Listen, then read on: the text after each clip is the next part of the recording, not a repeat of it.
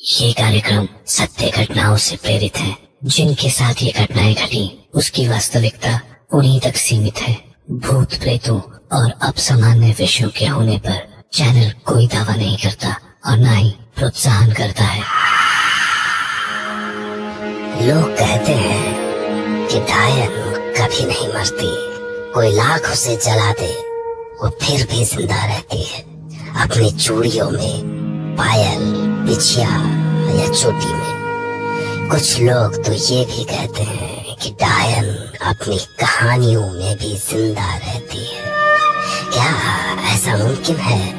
कैसा हो कि आप रात के अंधेरे में जलते हुए अलाव के इर्द गिर्द बैठे हुए डायन की कोई कहानी सुन रहे हो और वो अचानक आपके सामने आ जाए।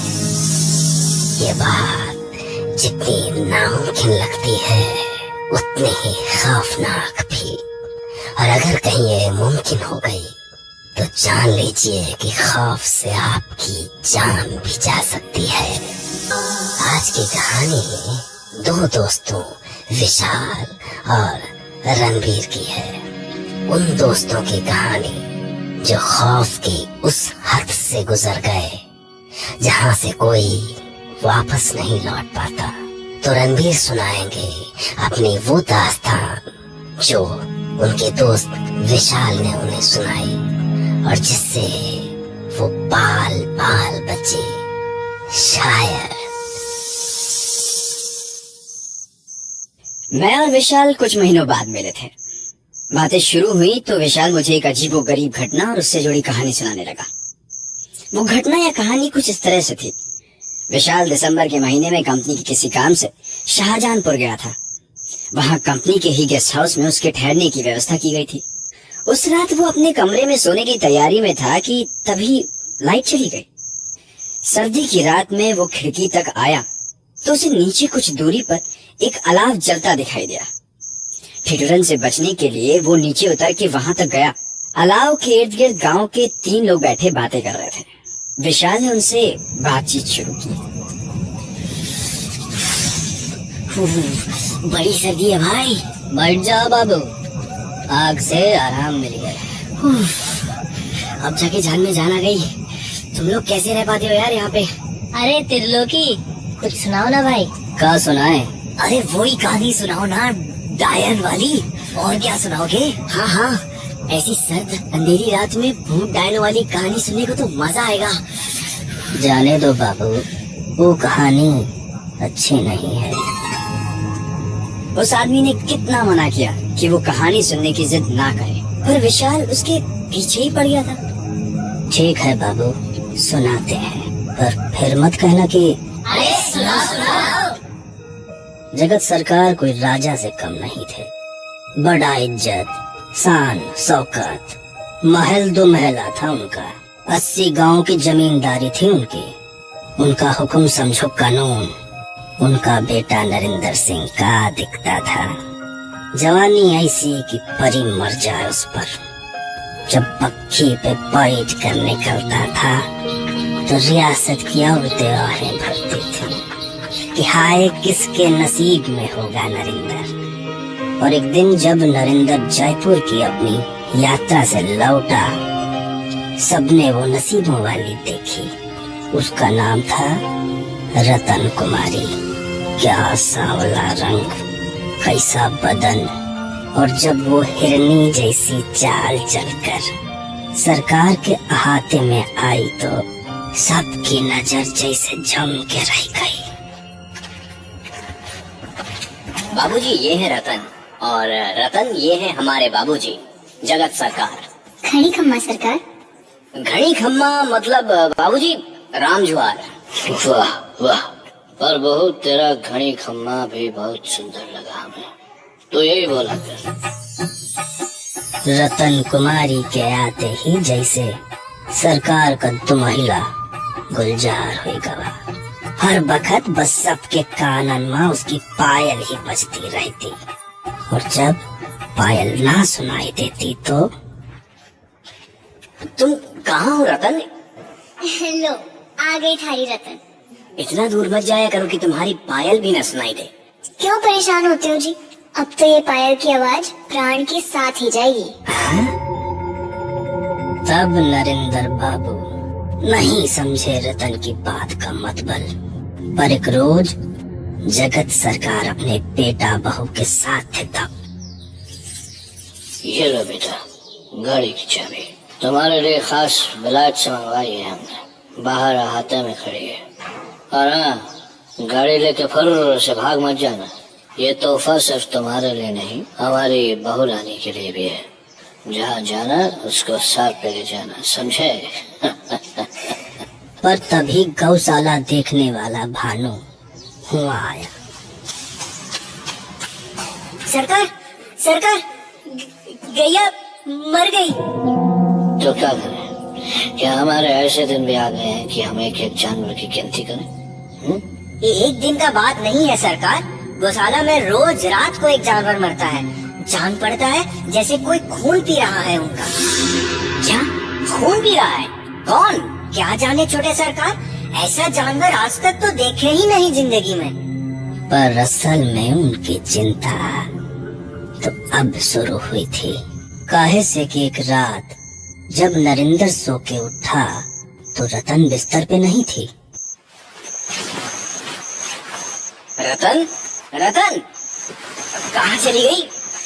दीनू, बहू रानी को कहीं देखा तुमने? नहीं सरकार, पर क्या?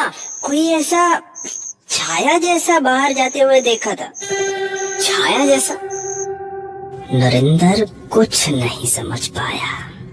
पर हाँ, उन्होंने जब एक दो रात रतन को बिस्तर से गायब पाया तो वो बिस्तर पे चुपचाप पड़े उसके उठने का इंतजार करने लगे।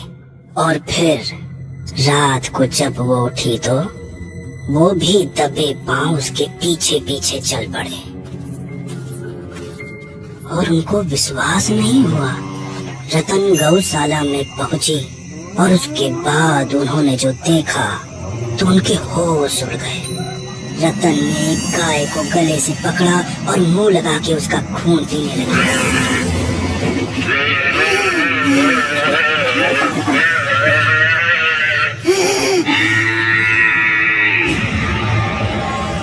उस रात के बाद से तो नरेंद्र को ऐसा लगने लगा कि रात वो रतन के साथ नहीं, मौत के साथ सो रहे हैं, मौत के साथ। पर उन्हें कुछ करना था, इसीलिए वो जगत सरकार के पास गए। बाबूजी, ऐसे तो हमारा एक भी जानवर नहीं बचेगा। क्यों ना आप गौशाला को यहाँ से हटाकर 10 कोस दूर हमारे आखिरी गांव में कर दो और 50 आदमियों का पहरा बिठा दो। ठीक कह रहे हो तुम। आज ही कह देते हैं ऐसे करने को।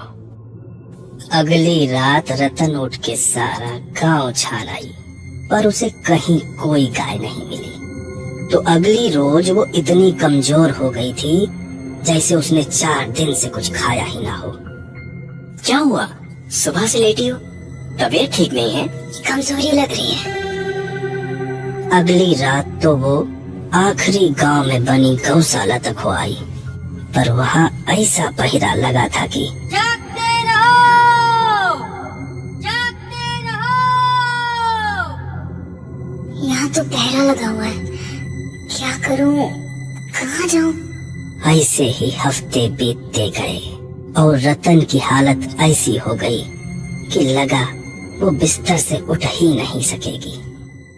इधर बहू की खराब तबीयत से परेशान जगत उनके कमरे में आ रहे थे कि तभी नरेंद्र ने रतन की सच्चाई जानने के इरादे से उसके माथे पर हाथ रख के कहा, सुनो, इतने दिन हो गए, वैद को बुला ले, वो नब्ज पकड़ते ही सब बता देंगे।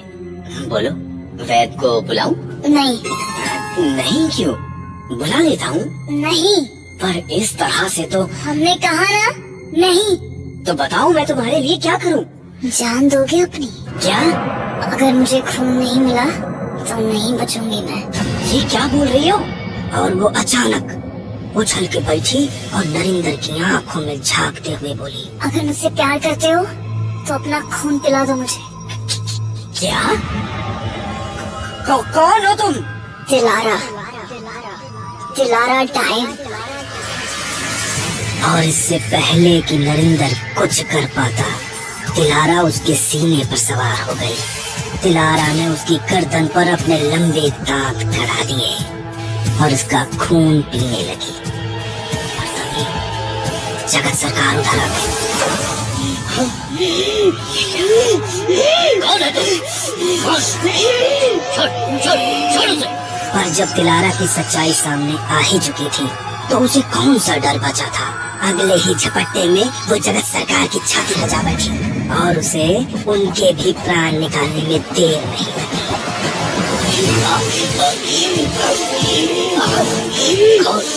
कौन है तुम? पर छोटे और बड़े सरकार की मौत से तिलारा की सच्चाई खुल गई और गांव वालों ने उसे पेड़ से बांध के आग के हवाले कर दिया।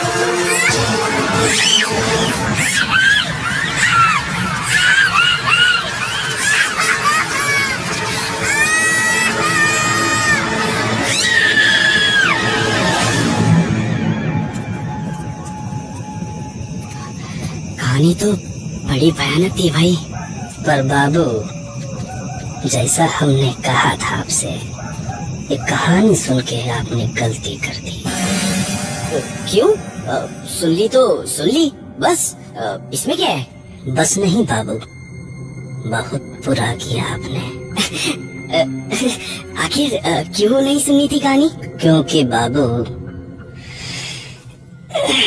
ये कहानी सुनने के बाद कोई जिंदा नहीं रहता। विशाल की कहानी में बुड्ढे के मुंह से निकली इस बात पर मैं भी हंस पड़ा। पागल थे वो सारे। अरे अभी मैंने भी तो ये कहानी सुनी ना, और देखो देखो मैं जिंदा हूँ। यही बात मैंने भी उस बुड्ढे से कही थी और उसका जो जवाब उसने दिया वही मैं तुम्हें दे रहा हूँ। क्या जवाब? वो मरे हुए लोगों को नहीं दिखाई देती, पर जरा पीछे मुड़ के देखो, कहीं वो तुम्हारे कंधे पर तो नहीं बैठी।